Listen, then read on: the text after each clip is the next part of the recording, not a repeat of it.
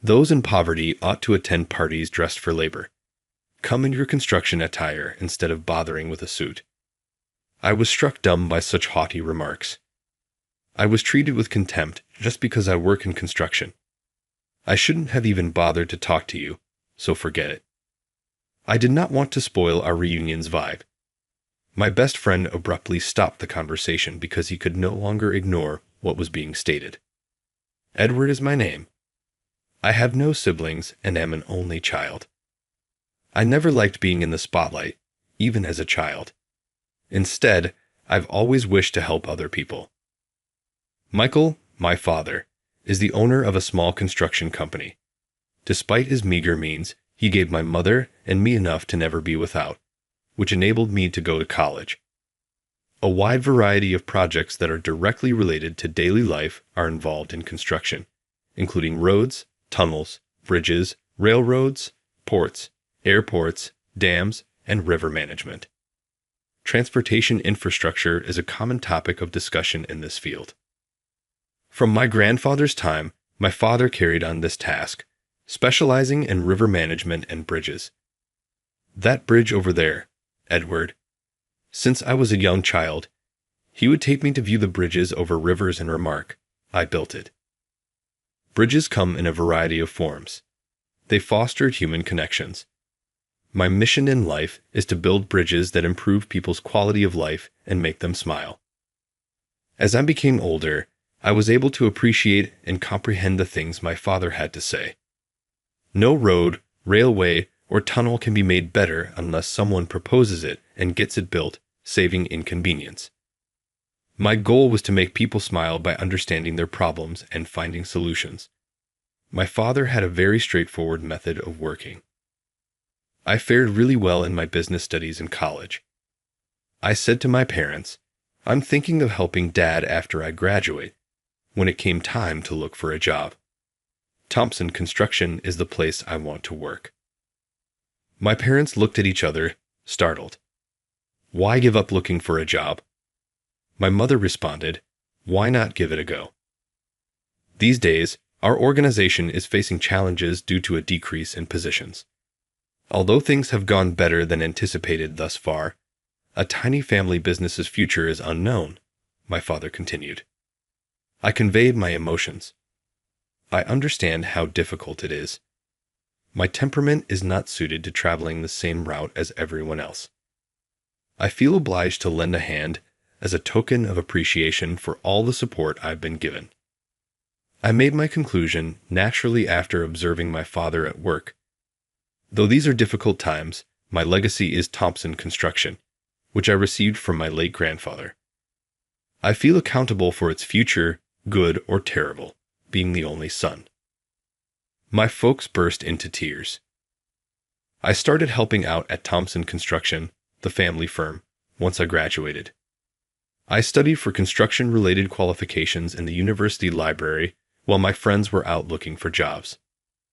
My college pals said as much.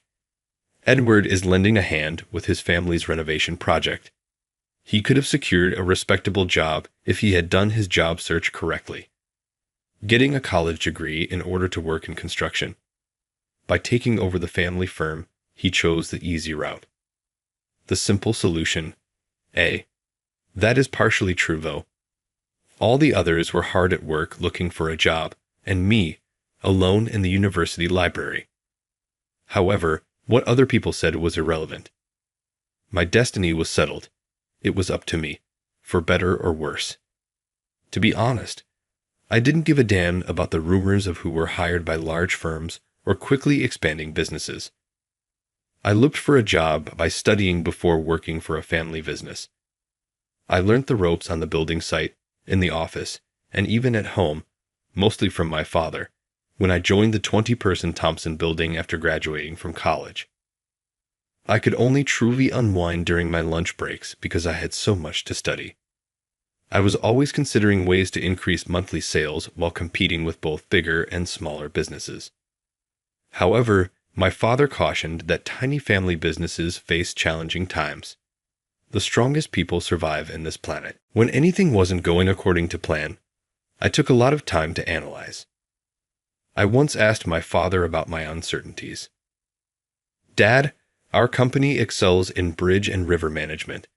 But what if we expanded our scope in transportation infrastructure? If we overextend ourselves, we'll face manpower shortages. People are the ones who bring about change. Not to mention the technical concerns, excessive expansion can result in needless expenses. I see. Isn't that complicated? We would need to open offices outside of our county in order to grow our activities. Since we put a human touch on our business, the locals have trusted us as a community-focused enterprise. Right, that's the core of our business. In an effort to highlight the strengths of our business, I engaged a design company to build a website and began disseminating information on social media, acting as a link between individuals. I would go home after a workday and study for credentials relevant to the building industry. Obtaining these credentials would increase my capacity to create connections amongst individuals. I will then turn into the bridge. I worked harder than ever because I thought this was possible. Since I began working with my father, time has flown by. In the span of 6 years, a lot happened. I got a letter at home one day. It came from David, my closest friend in high school. I was curious as to its topic. On May 3, there will be an alumni reunion from Cedar Grove High School. Please come along with us. Now, 10 years have passed since our high school graduation. How is everyone on the basketball team doing, I wonder? I played basketball for the middle and high school teams. As vice captain and a regular player, I put in a lot of work. David was the captain at the time, and from a friendship like that, an invitation to a reunion. It's fantastic that David is organizing it. The team assistant may also be present, I wonder. Even though I don't really want to see her, if I do, I'll keep my mouth shut. The much-anticipated May 3rd came. The reunion took over a whole hotel floor and was a standing celebration. 360 of our esteemed professors and graduates were present. We were even honored with the principal's attendance. When I saw everyone looking amazing in gowns, suits, and makeup, I was struck by how dramatically a person might change. Everyone appeared so grown up. For this day, I ought to have purchased a new suit. I hardly never wear a business suit. I usually wear work attire. I made an effort to choose my nicest suit, but it was obvious that I was the only one who appeared out of date and outmoded. Hi, Edward. How are you doing? David. Long time not seen. Why do you have a hotel manager's outfit on? Hey, this hotel's manager here. Usually, parties aren't allowed to rent this room. Are you running the place? That is incredible. Is this the room that Phoenix is in? It lives up to its name. The cost of participation was little, correct? David said, I did that. David, I appreciate you doing that. Our high school basketball team's well-liked captain was now a hotel manager, surrounded by women. He played the character beautifully and was still very popular. Everyone, enjoy the special buffet course we've prepared, he exclaimed. The women were chatting along excitedly. David had a natural ability to win people over and understood women, something I was never able to do. I felt jealous. Hey, Edward, the female team assistant is here. Are you serious? I wasn't very eager to see her. What an unpleasant revelation. Oh, our team helper is over there. Emily, hello. Here's Edward. Keep him occupied. David, hold on a moment. I was not looking forward to seeing Emily, the team assistant for our high school basketball team, yet there I was. I was dating Emily since my sophomore year of high school. We even shared an apartment and went to the same university. Before we both graduated from college, our relationship lasted for 6 years. Emily's mother held the position of CEO of a reputable domestic clothing firm. She was practically a business heiress, the sole child of this wealthy CEO. Edward, you're really dressed up today, standing out all by yourself, but in a bad way. She'd started her snark with a dig at my outfit. As expected from the daughter of an apparel CEO, She was constantly scrutinized more closely than others. You're helping out with your dad's business now, right? Yes, it is correct. Emily, how are you doing? You should be more worried about yourself. Emily wasn't always such a prude in high school. She used to be thoughtful and caring. When we started looking for jobs during our junior year of college, our friendship swiftly soured even though I was attracted to her demeanor and asked her out. I informed her I was going to assist with the family's construction company, and that's when the chills started. Edward, are you okay with this? I made my choice, so yes. You will be providing assistance to a small, family-owned company that may not even make it through. Are you aware that your career will be in construction? What's the issue with that? Emily, you're going to assist as well with the family business.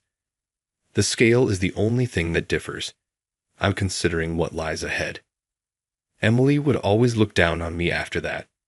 I stopped things close to the conclusion of our senior year since it was getting difficult to keep up the connection given our future plans. It had been more than 6 years since then, and here we were, reunited at the reunion after a long absence. Even by your clothes, it's clear you've had it tough.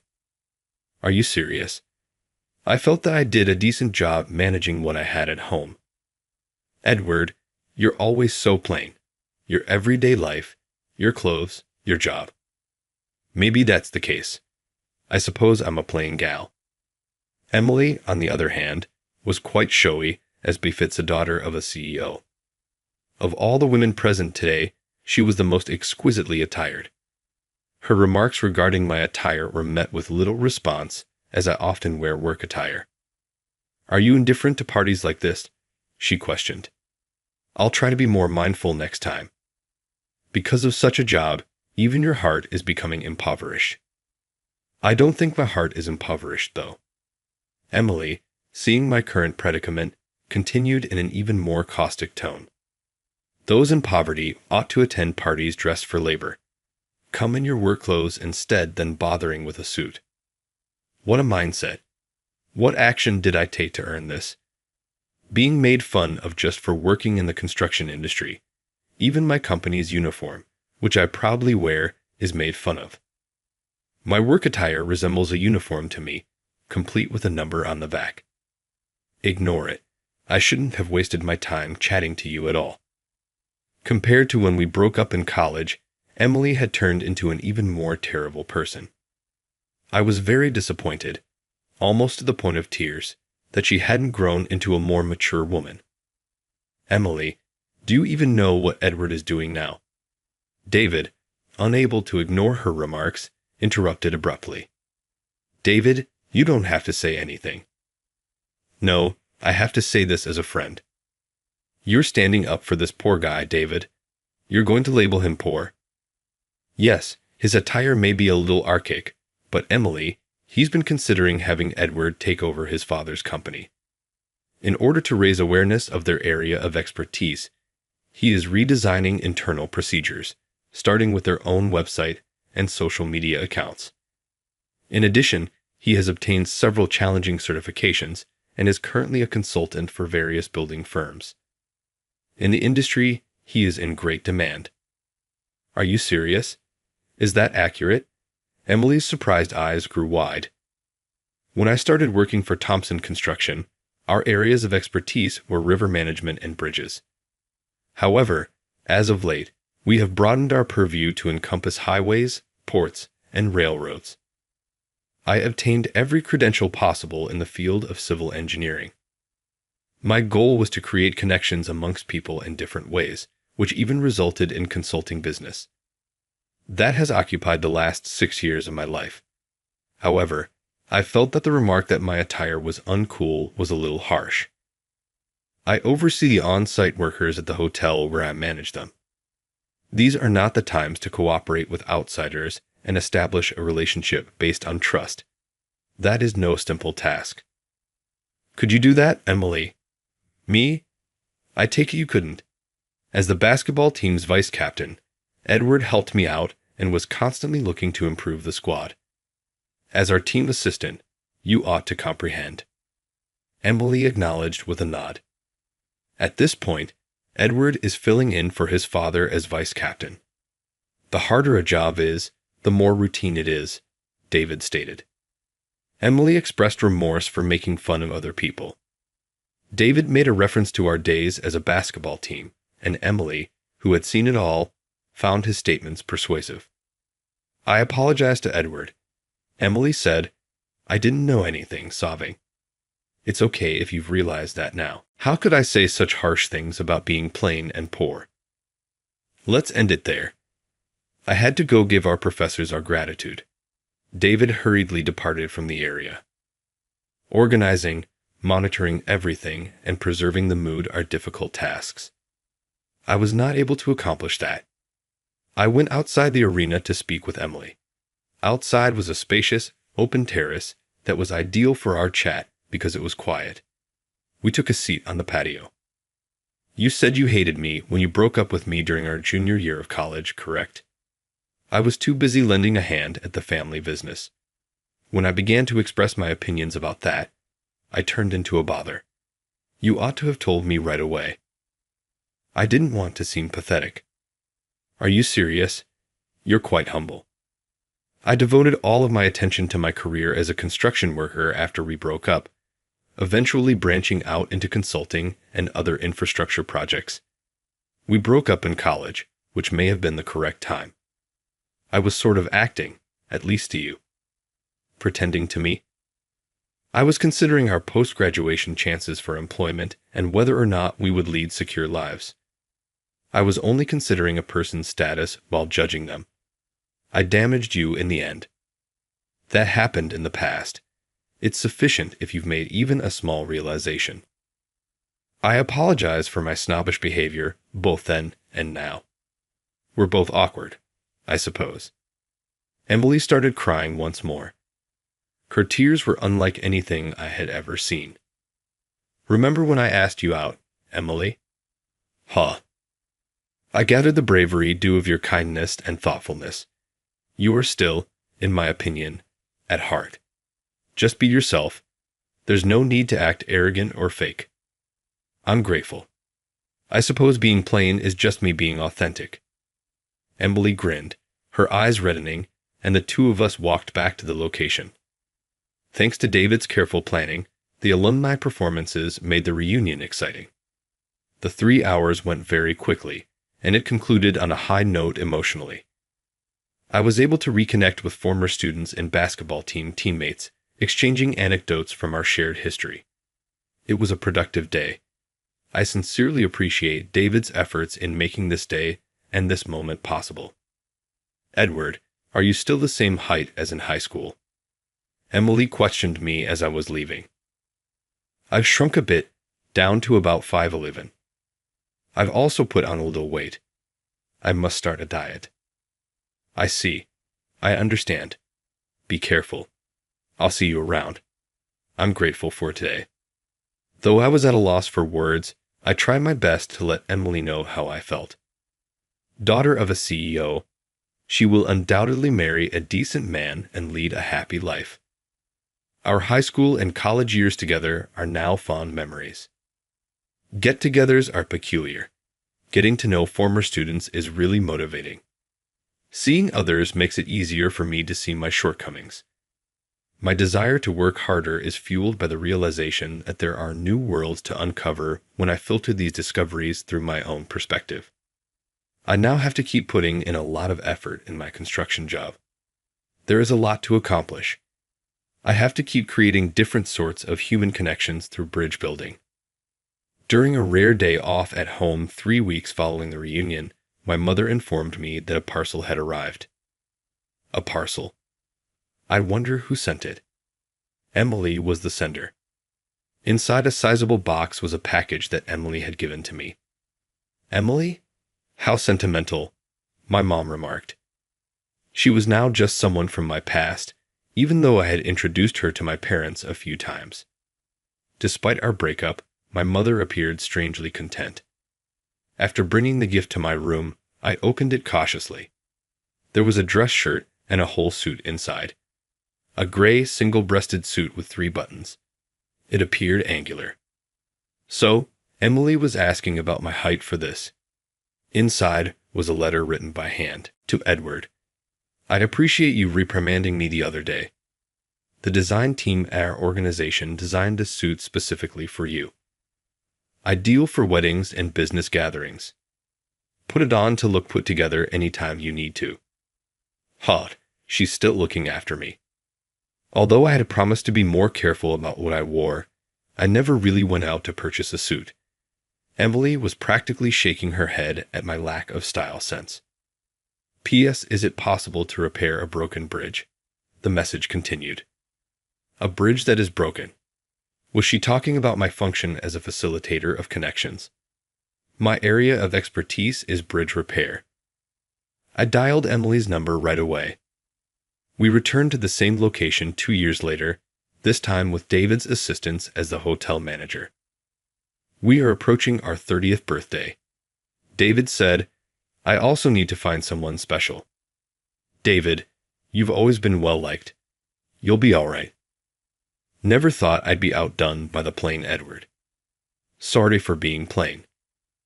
Our wedding reception was held in the same location as our reunion.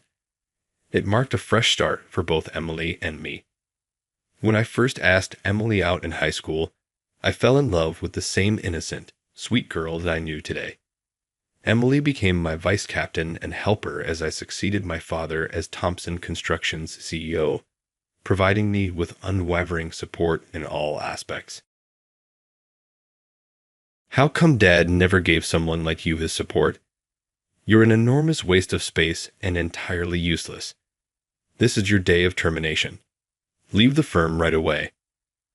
I was summoned in out of the blue and given this irrational notice of termination. What led to this situation? Disappointed, my wife merely gave me a depressing little sneer that bordered on evil when I informed her. That company is finished now. I'm 40 years old, and my name is Jeremy. I was fortunate enough to work for a well-known publishing house. My mother reared me by herself after I lost my father when I was a small child. Since I was impoverished, I spent a lot of time reading in the library, which was almost like my home. I was introduced to many realms and taken on numerous excursions via books. I've always wanted to write and to build my own fictional universes. As a student, I attempted to compete, but I was never even near. I was not gifted literarily, and I could not afford to pursue my dream of being a writer. This started to become more true after my mother passed away in middle school. I felt out of place living temporarily with relatives until I graduated from high school, so I tried to spend as much time in the library as I could. After high school, I was required to move out. This required giving up on attending college and focusing on getting a job. My dream career would involve books. Maybe I could help people who wrote novels even if I couldn't write mine. However, a high school graduate's employment prospects were restricted. President Parker, who happens to be the current president, contacted me at this stressful stage of my job search. We got together frequently in the library to talk about books and exchange recommendations. He said, "You are always here," one day. "Do you really love reading so much?" "I've always loved books and even aspired to be a writer," answered I. "Have you given up on being a writer?" inquired the man. I informed President Parker about my family's poverty, my mother's passing, living with relatives, and the need to find employment rather than attend college, but I hadn't given up on my dream of becoming a writer. "If you must work instead of pursuing further studies, how about trying for an interview at my company?" he asked. "It could be difficult for a recent high school graduate like you because we often seek for college graduates. But someone who shares your enthusiasm might succeed. I can only offer to set up a time for you to have an interview. How would you respond?" "I'll carry it out. Please give me this chance," I said, jumping at the chance. It was unimaginable that a recent high school graduate would get a job offer from a big publishing business. I was ready to work in any sector if this possibility didn't work out. I went into the interview with all of my determination because I didn't want to blow this opportunity. I did that to get into the company, and I have been an editor for 25 years, starting when I was 18. I work as a manager for numerous well-known authors now, and while I feel bad for my wife Sarah, I enjoy what I do. I appreciate Sarah's understanding of what I do, and it's her encouragement that lets me focus so much on my profession, even though I wish I could spend more time with Tyler, our 3-year-old son. President Parker passed away after suffering from ill health for a long time. It was incomprehensible to lose President Parker. Ever since our chat in the library, he'd have been like a father to me. I, a recent high school graduate, was able to perform on par with college grads both as an editor and as a person because of his rigorous yet compassionate supervision. I owe President Parker the position I hold today, managing numerous authors. Managing Mr. Anderson, the company's best-selling author and literary powerhouse, was one of my proudest accomplishments. Due to Mr. Anderson's difficult working style, numerous editors were promptly reassigned.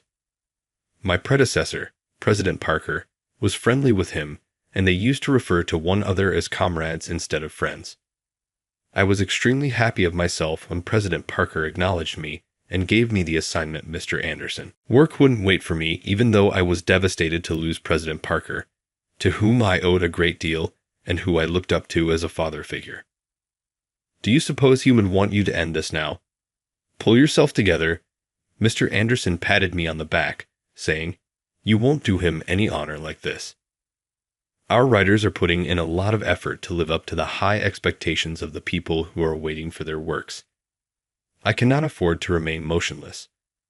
More people than just myself were devastated by President Parker's passing. His kind disposition had made him the beloved of many, and many of our affiliated writers were extremely saddened by his untimely passing in addition to the staff. It was around this period that Alex Parker became the new president.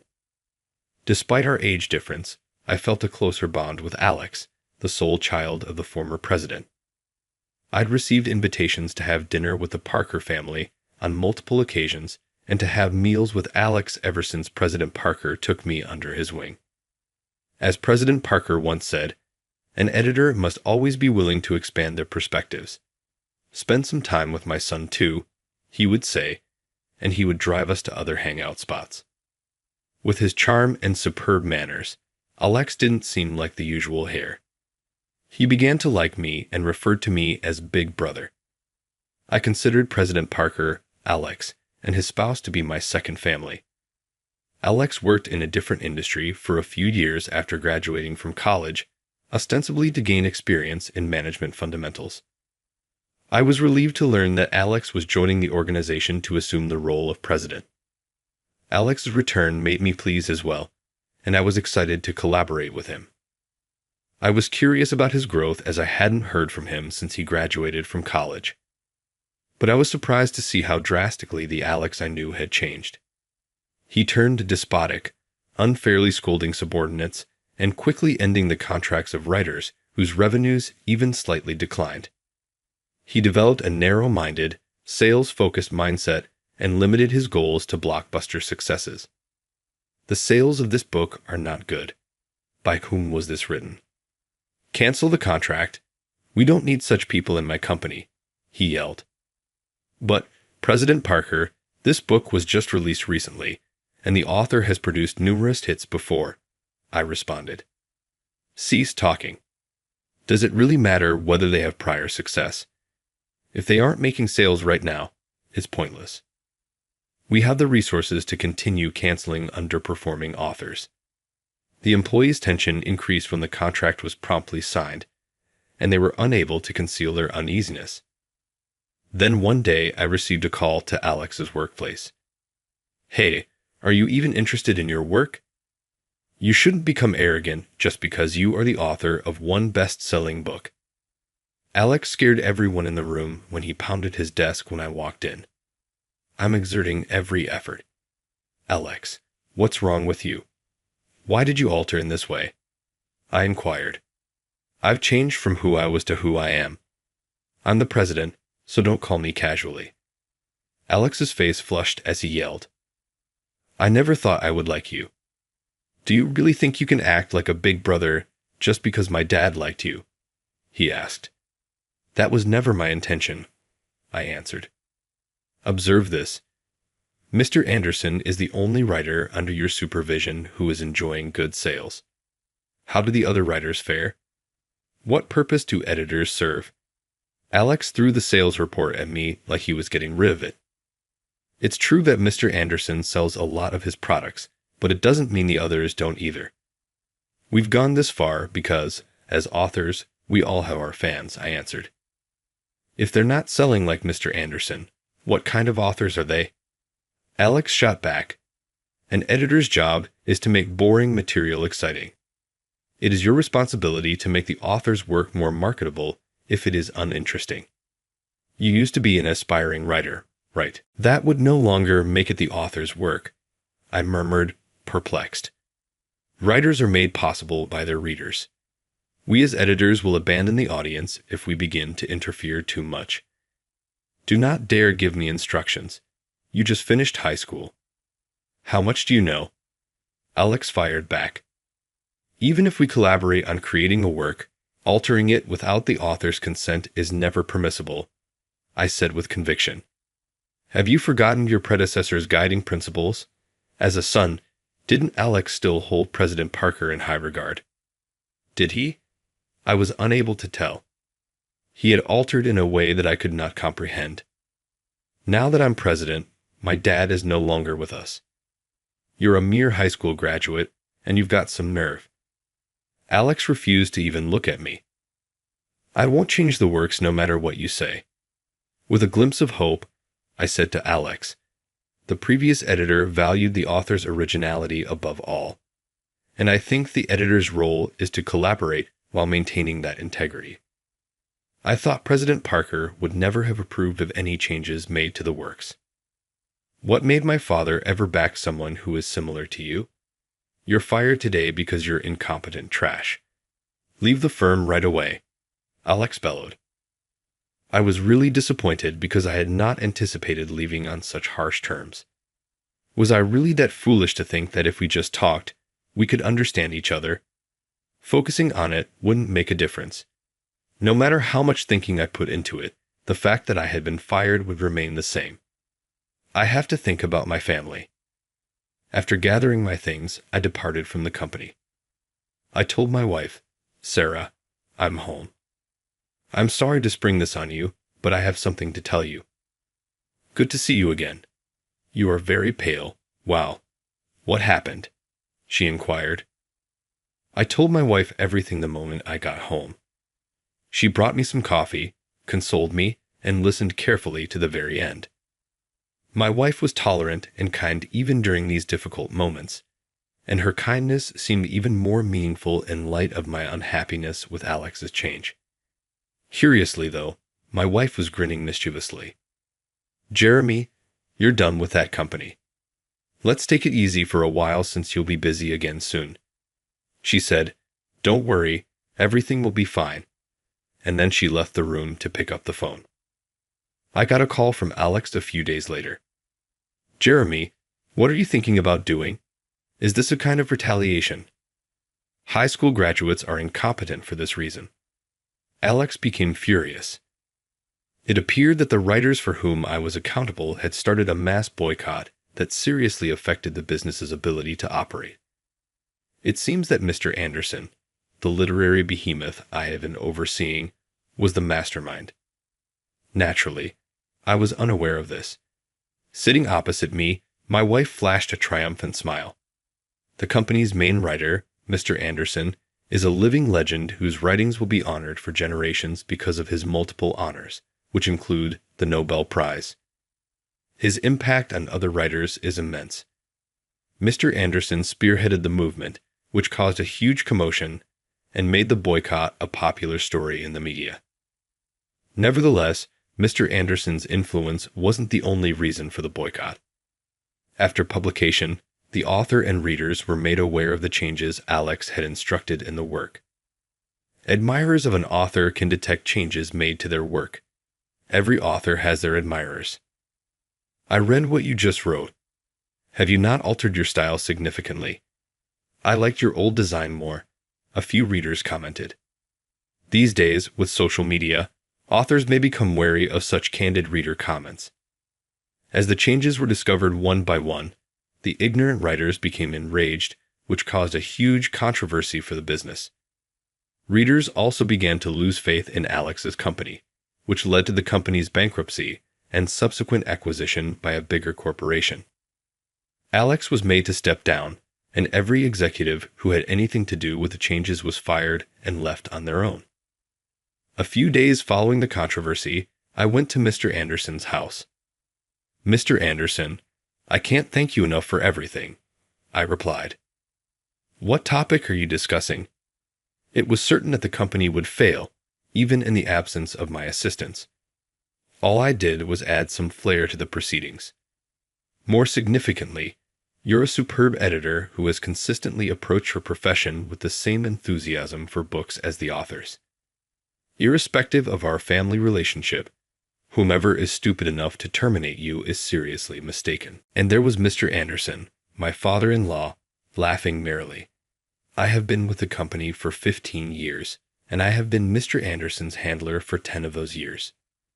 Mr. Anderson gave me this kind of appreciation even on that particular day. "Jeremy, how long has it been since you became my editor?" 10 years have passed. You've taught me so much, Mr. Anderson. Is that accurate? You've always had such modesty. I'll not pressure you, but I have a serious suggestion for you. Please think it over. And that's how I met Sarah, my current wife, the daughter of Mr. Anderson. My work ethic and character made him think that I would make a good spouse. My visits to their house only gave me a cursory introduction to them, but after a 5-year relationship, we were married. It was none other than Mr. Anderson that my wife was phoning the day I got fired. I had told her about the internal affairs of the company, and she had been conferring with her father about them. Mr. Anderson had been worried about the future of the business ever since the death of the predecessor. Consequently, the company's disdain for its writers was made known to the public, forcing Alex to step down and ultimately resulting in the company's bankruptcy. Thanks to Mr. Anderson's strong endorsement, I was appointed president of the combined business following the scandal. Despite having little management experience, I manage each day by learning new things every day and being occupied. I am slowly becoming the person I used to be again because of my hardworking and honest work ethic, which has gained me a lot of trust from the officers I have managed thus far. Also, we're concentrating on educating new hires to avoid mistakes made in the past. Even with a massive workload, I enjoy taking on this crucial moment. A subordinate burst into my office one day.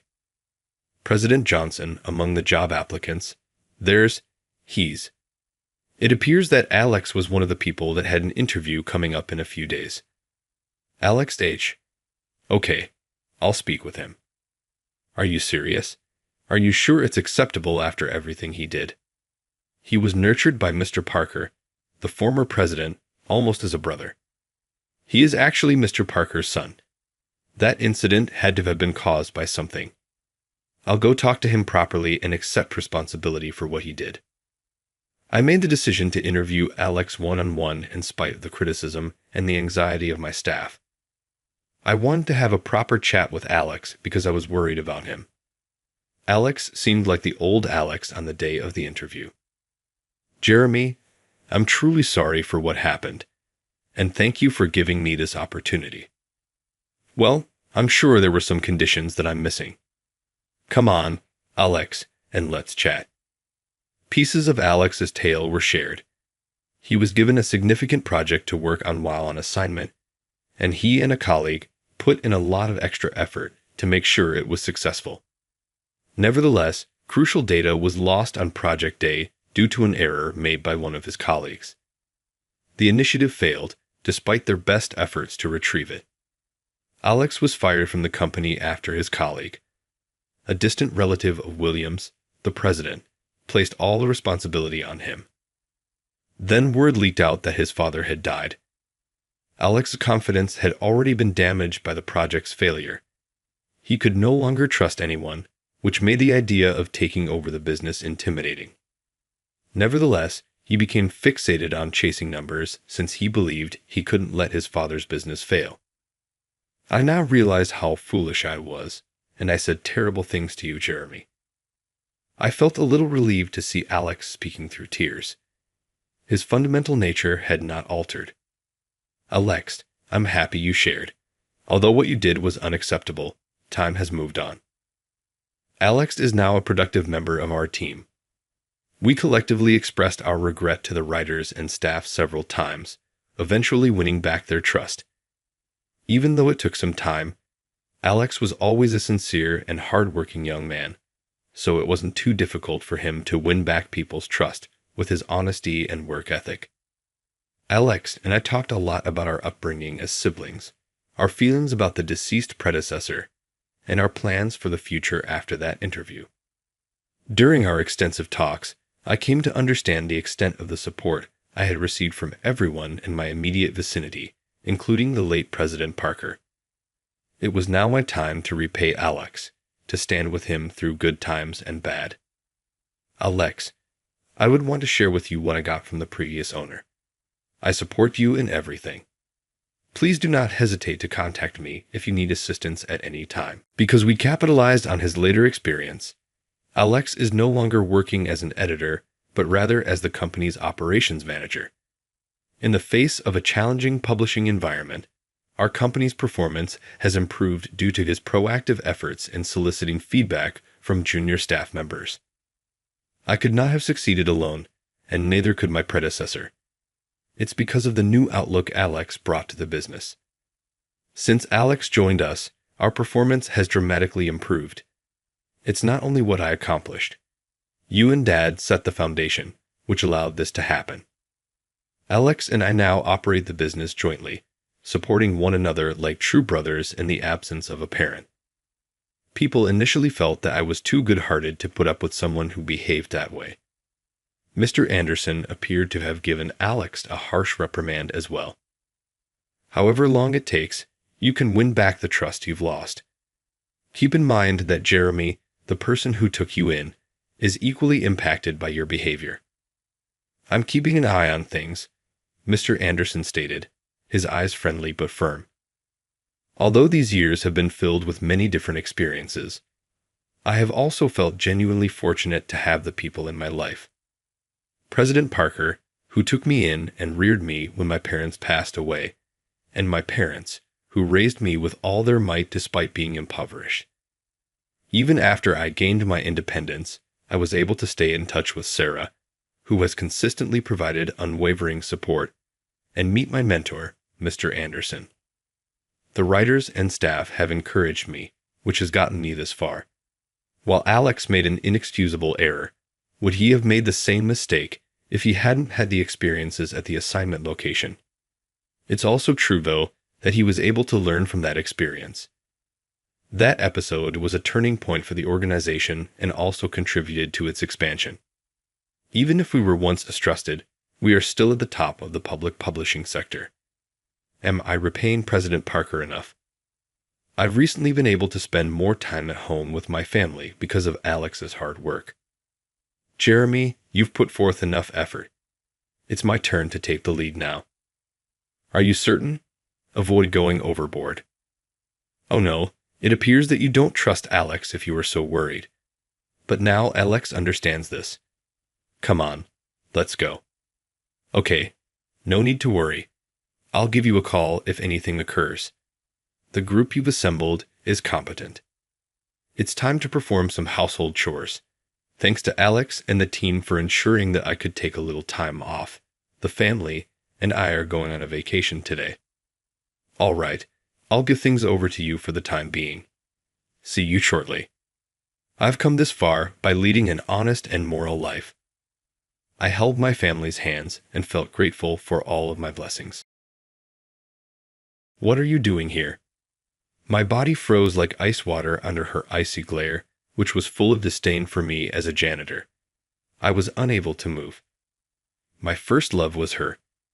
I tried to speak, but her group just stared at me curiously.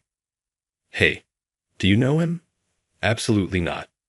Who would want to hang out with a janitor? I tried to cover my emotions with a forced smile, but my face became rigid and immobile. But that encounter would turn out to be a life-changing event for me. "I want to thank you," she said, taking my hand and blushing. "Tonight, are you free?" "Alex is my name. I work as a janitor at a big business building, and I'm 26 years old.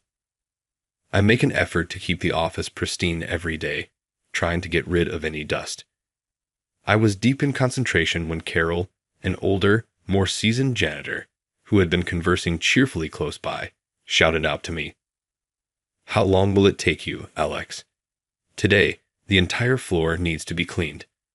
We'll never be done before sunset if you continue to be so thorough." I'm sorry. I couldn't help but notice this smudge on the railing. I'm a detail-oriented person by nature, and I frequently receive criticism for it. Carol gave me a frustrated expression when she saw how worried I was. "To be honest, child, you're much too serious for your age. If you don't improve your time management, you'll miss lunch once more. You were such a problematic boy. Give me that cloth now."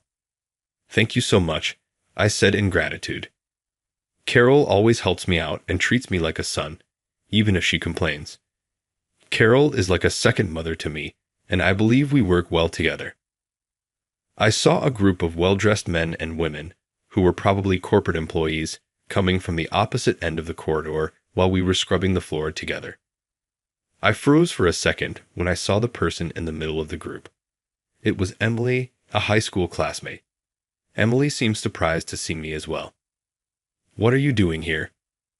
Her coworkers saw the discomfort between us and started to make fun of it. "Emily, do you know him?" Absolutely not. She had little prospect of knowing a janitor. The universes in which we live are quite different. "I don't associate with dropouts," Emily whispered to herself before passing me. I was unable to move and remained motionless even after they had left. Carol, who is notorious for being the janitor gossip, told me, "She's such a rude woman," after noticing how out of it I was. Her attractive face seems to belong to some exclusive group that they headhunted from somewhere. She is supposedly quite intelligent. As I listened to Carol's exaggerated, playful tone, I couldn't help but think of my high school years. In our junior year, Emily and I were in the same class.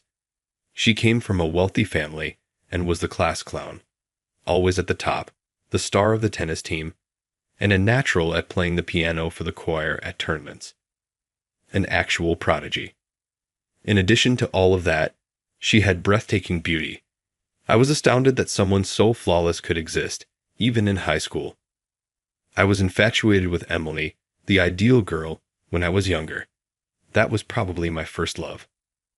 I can't recall what I said, but I eventually worked up the nerve to talk to Emily one day after school.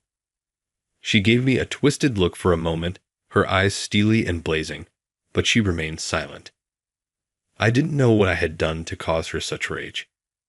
Then I realized that Emily had always been extremely conceited, something I had brushed aside in my memory. She wouldn't want anyone to know that she knows a lowly janitor, of course. She was very proud all the time. I had no idea how this encounter would start a series of events that would change my life. I started working after the business had closed for the day because I was assigned to the night shift that evening. We can clean areas we couldn't during the day at night, and when the office is vacant, work gets done much more quickly. The office was peaceful, and I worked quietly, a far cry from the busy afternoon. I saw a light coming from a room behind a frosted glass door as I proceeded to the next one. I didn't expect anyone to be working late because it wasn't the busiest time of year, and the security officer had informed me that most workers had departed on time. I chose to clean that room last and began cleaning the other rooms so as not to wake anyone who was still working. After finishing the cleaning in the other rooms, I opened the door to the one with the lights still on. To my surprise, the room was empty. I looked around, but there was no one in sight. Thinking the person might have stepped out for a break or gone to the restroom, I decided to clean the room quickly while they were gone. But just as I was about to start, I noticed a dark figure moving by the cabinet at the back of the office, muttering something to themselves. Is someone there? Wait, it's not a ghost, is it? That's creepy. What the heck? Why aren't these in order by date? What is this? It makes no sense. When I got closer, I realized the dark figure was Emily, crouched in front of the cabinet. My heart raced at the sudden appearance of my first crush, but I couldn't just ignore her distress, so I gathered my courage and spoke up. Do you need any help? Ah. Emily jumped, startled, and fell backward, landing on her behind. Oh, I'm sorry. I didn't mean to scare you. I quickly apologized and tried to offer her a hand, but she ignored it, standing up on her own and leaving my hand awkwardly hanging in the air. What do you want? To make up for scaring her, I offered to help her find what she was looking for. Ah, here it is. Is this everything? It was placed pretty high up. Here you go. I handed Emily the files she had been searching for. She took the files from me with a bitter expression and said, Why are you speaking so formally? We were classmates, right? You can just talk normally. It's kind of awkward otherwise. I was thrilled that Emily remembered me, and without thinking, I blurted out, You remember me? In an excited tone. Emily quickly looked away, muttering, Of course I do, before adding, But I don't like you. I could only respond with a weak, Huh. That's really disappointing. From that day on, helping Emily with her work after my night shift became a daily routine. The reason this was happening was because Emily, in her incredibly roundabout way, said, I don't like you, Alex, but if you want to help, I'll let you. That's when she asked me for help. At first, she only trusted me with simple tasks like fetching documents or making copies. But since I actually have an IQ of 180, I quickly mastered anything she taught me. When Emily realized this, she stared at me in disbelief. So, I asked curiously, Is something wrong? Nothing at all, she replied, clearly flustered, turning away with her usual huff. What's going on? Please don't turn away like that. It makes me sad. By the 5th day of her overtime, we finally finished the work. That night, Emily, relieved, stretched her arms wide and said with a bright smile, Finally done. I also praised Emily for her hard work with a good job, but honestly, I felt a bit disappointed that our time alone together was coming to an end. All right, let's go grab a drink. The place Emily chose was surprisingly a casual pub joint. The place was buzzing with the voices of already tipsy customers, so loud that it drowned out the background music. Emily and I sat side by side at the counter. As she wiped her hands with a damp towel, she asked, Beer okay with you? I was thirsty, so I readily agreed. Emily turned to the bartender and called out, 3 beers, please. Huh. Didn't you just say 3? Is someone else joining us? Worried that our alone time might be interrupted, I must have made a funny face because Emily, flipping through the skewer menu, laughed and said, I like to start with 2 beers at once. Surprised you, didn't I? Realizing no one else was coming, I did a little happy dance in my mind. When the 3 beers arrived, we toasted and congratulated ourselves on getting through the week.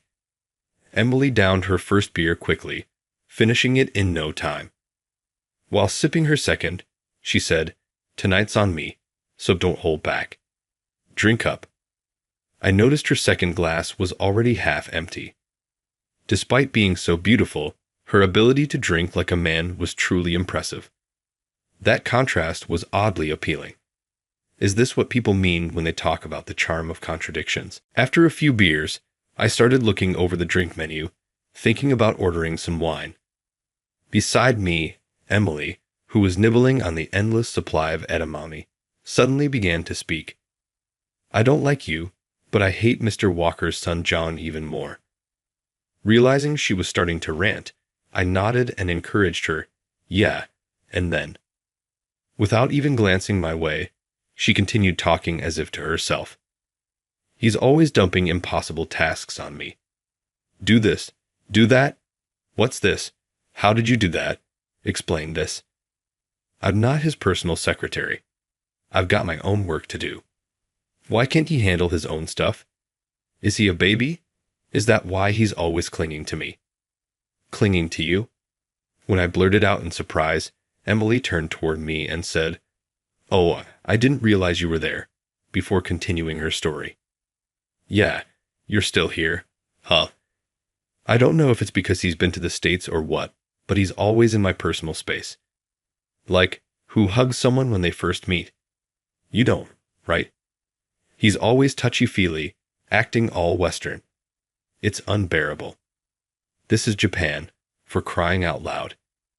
A kiss on the cheek as a greeting? No way. I pushed him away just in time. Good job, me."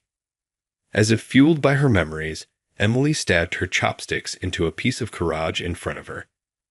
Clearly frustrated, she munched on the fried chicken, grumbling, "He really pisses me off." I couldn't help but notice how different her impression of John was from what Carol had told me before. I was drinking wine, and when Emily was drinking whiskey with hot water, she looked curious and asked me what I was thinking. "So, why are you working as a janitor? You were so smart, always top of the class. It seems like such a waste." Expecting some grand reason, she seemed disappointed when I explained the simple truth. "Well, as you know, I had to drop out of high school when I couldn't afford the tuition, so my highest level of education is middle school. Nowadays, the only places they'll hire someone with that background are part-time jobs or manual labor. I was lucky to find this cleaning company that didn't care about my education, so here I am in this industry.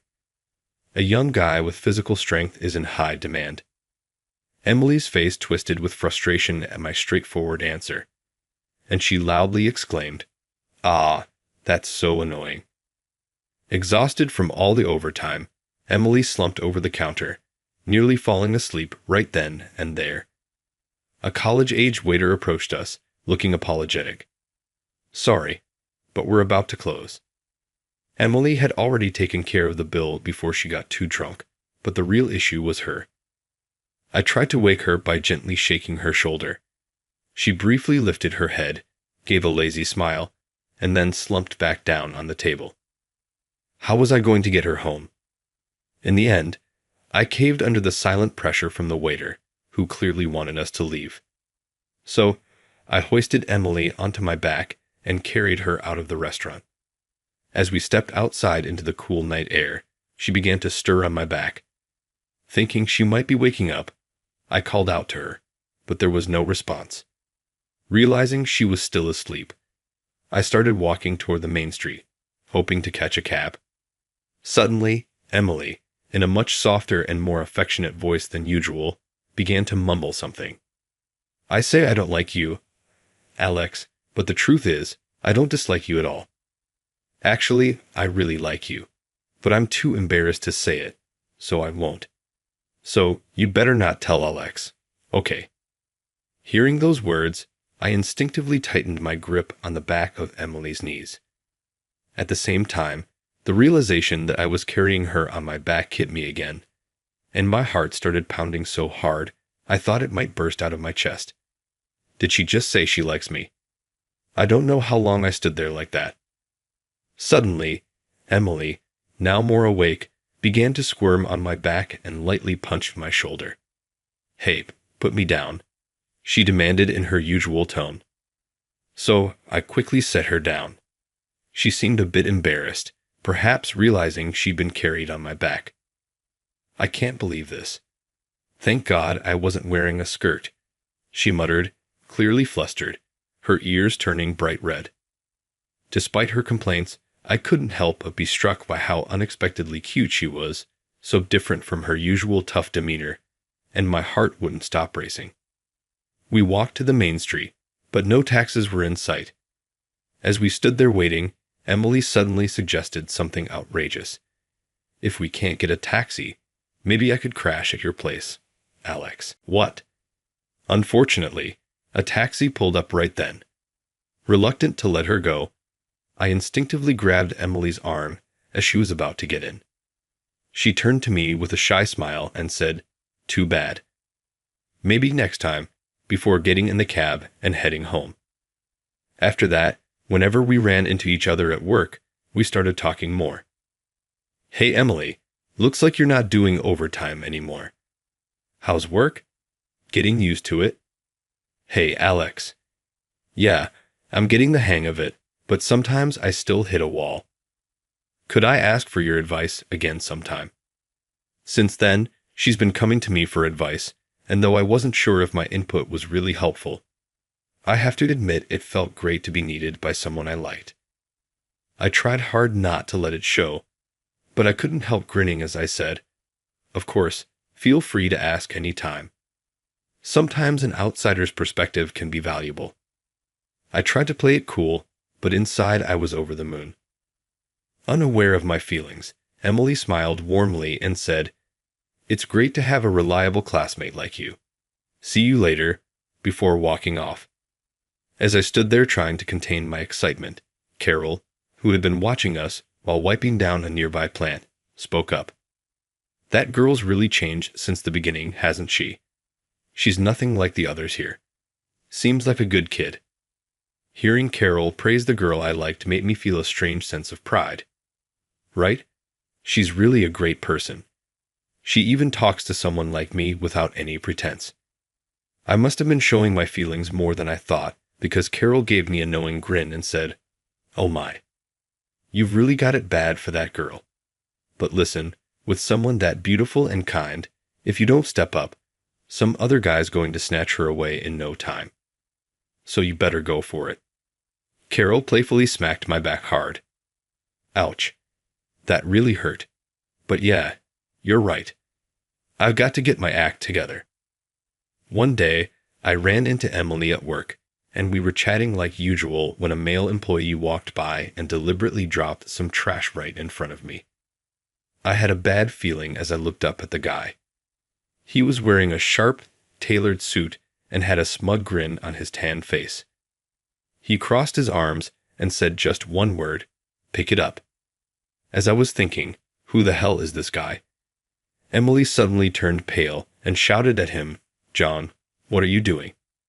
"John? Oh, so this is John, Mr. Walker's son. Emily, stay out of this. People like him get up when you're too nice. Now hurry up and pick it up." "Stop it. That's awful." "Alex, you don't have to pick it up," Emily insisted. "It's fine. It's my job," I said, bending down to pick up the trash. John looked down at me with disdain and said, "Guys like you, janitors, will never be on the same level as us. Emily, you're smart, so don't hang around someone this low. It'll just make you look bad, too. And don't defend another guy in front of your boyfriend. It's disrespectful." Boyfriend? I was shocked by this revelation, while Emily desperately tried to explain, "No, we're not dating." But at that moment, I didn't know what to believe anymore. John sneered, "Come on, Emily," and forcibly pulled her close by the shoulder, leading her away despite her protests. As I knelt there picking up the remaining trash, I noticed several pairs of shoes in my peripheral vision. I looked up to see John's entourage surrounding me, looking down with smug expressions. Did that janitor seriously think he had a chance? No way. That's ridiculous. How delusional can you get? Totally shameless. Did he really think he could date Emily? She's got a high-class boyfriend like John. The usual elite crowd was talking loud enough for me to hear, but I couldn't care less. All I could do was watch Emily, who kept glancing back at me with a troubled expression as she was pulled away. I felt utterly pathetic, but more than anything, I was devastated by the fact that Emily and John were dating. Sigh. I lost count of how many times I sighed that day. I couldn't get Emily and John out of my head. I was so distracted that I wasn't making any progress with my work. Noticing this, Carol came over and said, "Alex, you okay? I'll handle this room. Why don't you go take care of the reception area? Come on, off you go." She practically shoved me out of the room, leaving me no choice but to head to the reception area. But as I was leaving, I saw something that made me stop in my tracks. There was John, standing next to Emily with his arm around her waist, leaning in close as he talked to her. Carol, who had been pushing me from behind, noticed I'd suddenly stopped and asked, "What's wrong?" But I couldn't say anything. Following my gaze, Carol saw what I was looking at and said sadly, "I'm sorry, Alex. I was trying to get you away from here, so you wouldn't have to see that." That afternoon, I continued cleaning with a heavy heart. What was I even hoping for? John was right. Emily and I lived in completely different worlds. When did I start thinking I might actually have a chance with her? As I sighed for the umpteenth time, I saw Carol running down the hallway, looking flustered. "Alex, something's wrong. That pretty girl. What's her name again?" "Emily?" "Yes, Emily. She's in trouble." According to Carol, she had been cleaning in the hallway near the meeting room as usual while keeping an ear out for the latest gossip. Suddenly, the noise inside the room grew louder, as if a commotion was starting. Soon, the commotion escalated into a heated argument. Sensing that something noteworthy was happening, Carol decided to listen more closely at the door. To her surprise, she heard Emily's voice from inside the room. It seemed like she was being scolded for a serious mistake, which is why Carol rushed to find me. I thanked Carol for telling me and hurried toward the meeting room. But as I stood outside the door, I realized something. I'm not even an employee of this company. I'm an outsider. If I barged in there, they'd probably just see me as some weirdo and throw me out. Thinking it wouldn't be wise to rush in, I decided to wait for the right moment to step in. As I listened in on the conversation from outside the meeting room, I realized John was trying to pin his mistake on Emily. "I'm not at fault, right? I told you to calculate using data from the past 10 years, didn't I?" "That's not true. You told me that using last year's data would be sufficient." "I have the email you sent with those instructions right here," Emily responded, showing him the email. But John wasn't backing down. "I told you later to use the 10-year data. This is why you're useless, Emily. Hanging around that worthless janitor must be making you dumber." His manipulation was met with snickers from the others in the room. John then turned to the room and continued, "I apologize for the inconvenience caused by my incompetent subordinate. We'll have someone else recalculate the numbers, and we can move on to the next proposal." He was about to carry on with the meeting when I could no longer stand by and open the door. The room fell silent as everyone turned to see a janitor, an obvious outsider, suddenly step in. Someone quickly dismissed me, thinking I was just there to clean. "We're busy right now, so can you clean later?" "I can handle the calculations," I said, addressing the room full of elite employees and business partners. Everyone stared at me, mouths agape. "Get out of here, outsider. Who does this guy think he is? Throw him out. This is a meeting. You can't just barge in." Someone called security, and the room erupted in shouts, some mocking, others angry, while the business partners looked bewildered. John sneered at me, utterly condescending. "This isn't your place, janitor. Get out. The exit is over there." He pointed to the door with a smug look as his entourage of elites burst into laughter at his words. "Go ahead and get back to cleaning. Hey, I spilled my tea here because of you. Mind wiping it up?" they taunted. Ignoring them, Emily walked over to me with some documents. She handed me the papers and quickly explained what needed to be done. Emily then took the revised numbers I gave her and said, "Here is the corrected data, projecting the updated figures for everyone to see." John immediately objected. "What? Are you kidding me? This is completely fabricated." "It's not fabricated. These calculations are accurate," Emily fired back.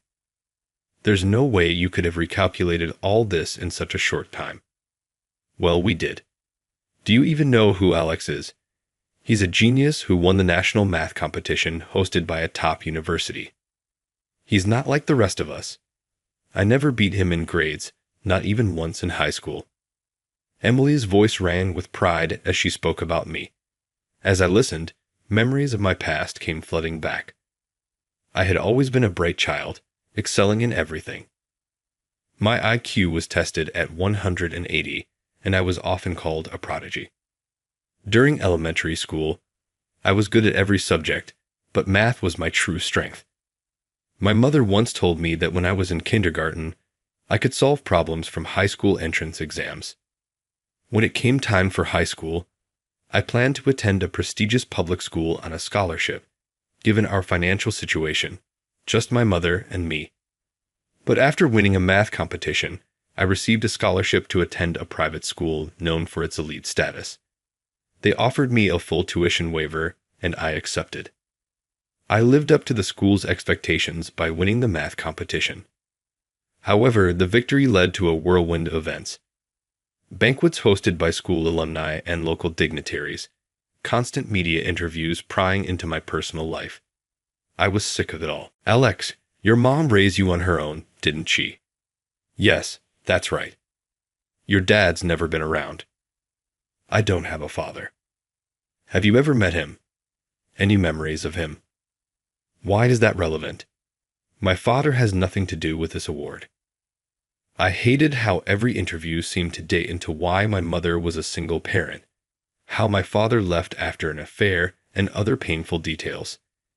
It made me despise the reporters. But the worst part was that I was losing time to study math, the subject I loved, because the school kept scheduling interviews and social events without my consent. It stressed me out so much that I began canceling and refusing the school's demands. One day, I was summoned to the principal's office by Dr. Harris. I reluctantly went, expecting another interview.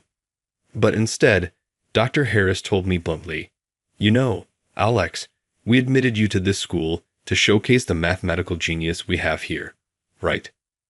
"Yeah, I get that. Your role at this school is to promote us as a leading institution in mathematics. In other words, you're our school's poster boy." But that's not what I signed up for. The deal was that I just had to win the math competition. "What are you talking about?"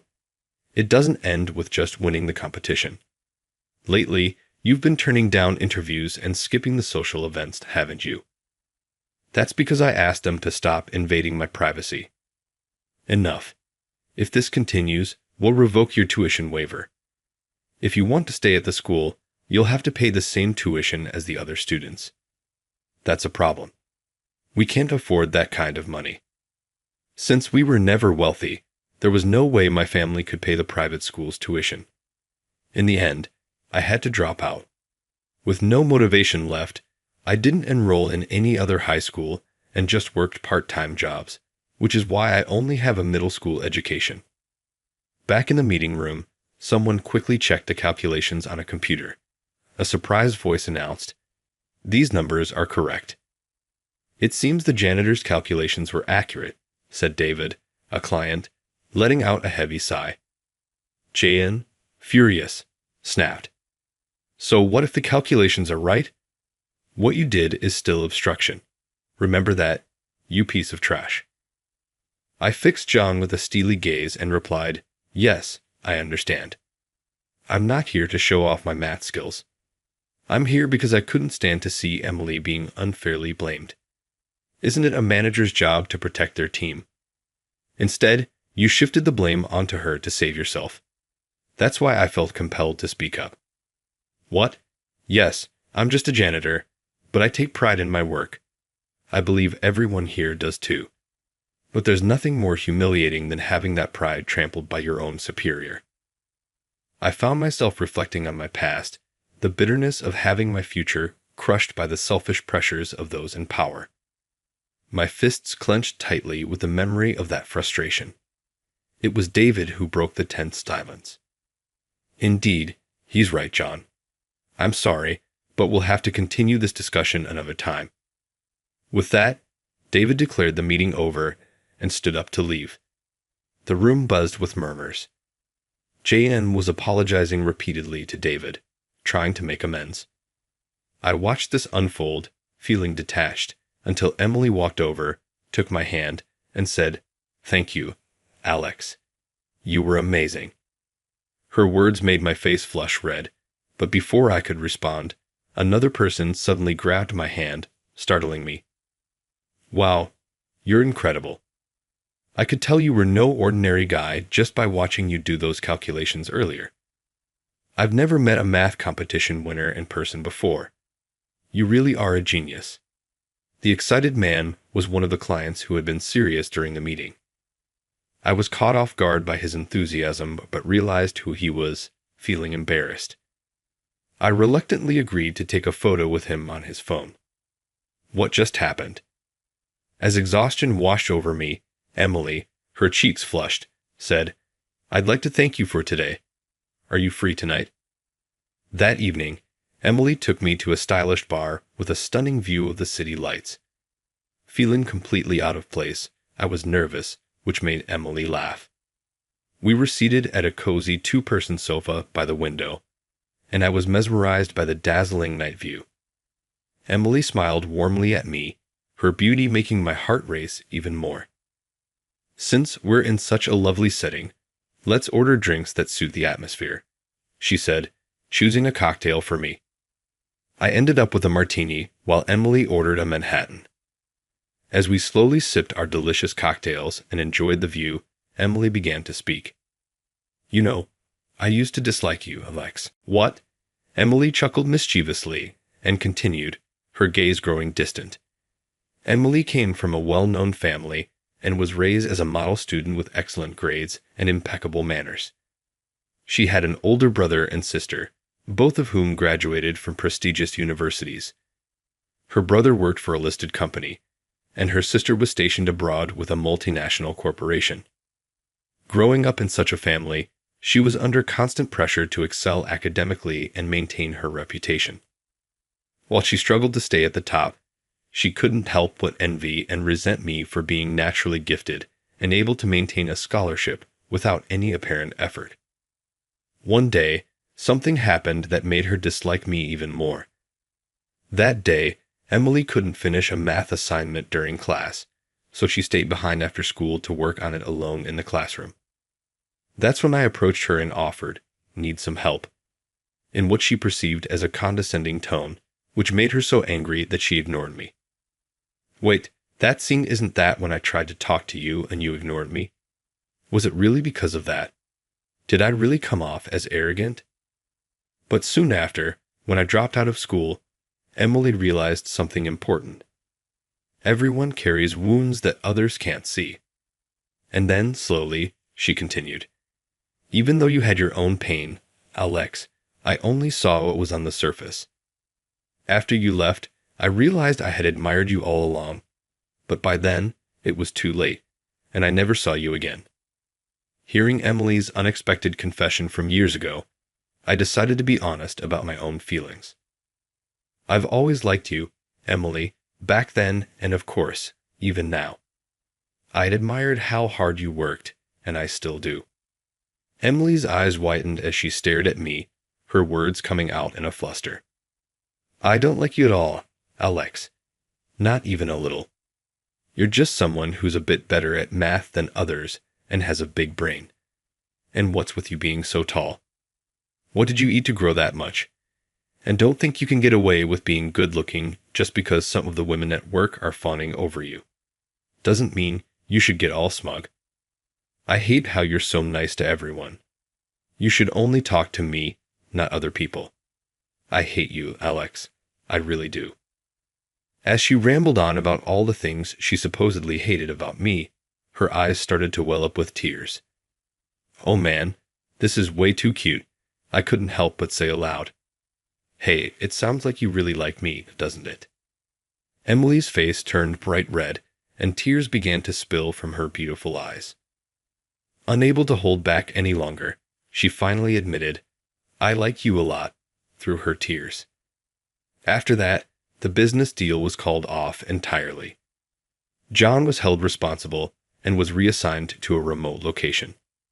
Despite his tearful pleas to his father, Mr. Walker, even his own father was disappointed, reportedly saying he never realized his son was such a fool. As for me, I took responsibility for the destruction I caused during the meeting and resigned from the cleaning company. Parting ways with Carol, who had treated me like a son, was difficult. Carol, thank you for everything. You've been so good to me, I said, my voice thick with emotion.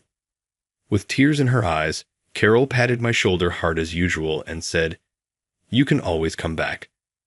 But honestly, Alex, you shouldn't. You're destined for greater things.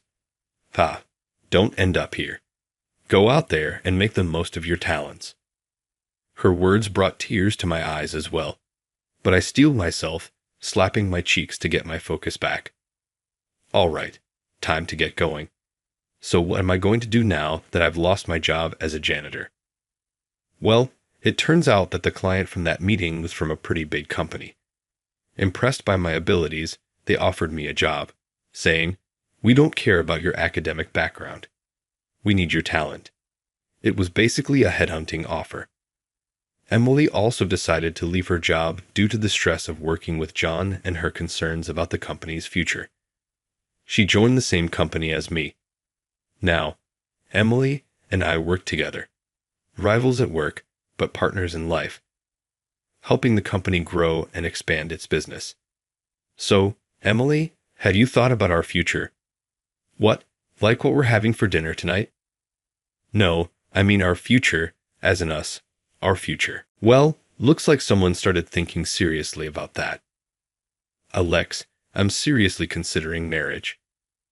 With Emily, but I have no idea what she thinks about it. This is one problem that can't be solved with an equation. So I'm thinking about asking Carol for advice. She's got a lot of life experience, and I could really use her help to give me the push I need when it comes to Emily. And with that, my story comes to an end. Although I ended up dropping out of school and spent years with my life on hold, reuniting with Emily set everything back in motion. I've proven that even without a formal education, talent and ability can still be recognized. I don't know what challenges lie ahead, but with a trustworthy partner by my side, I'm ready to face whatever comes our way.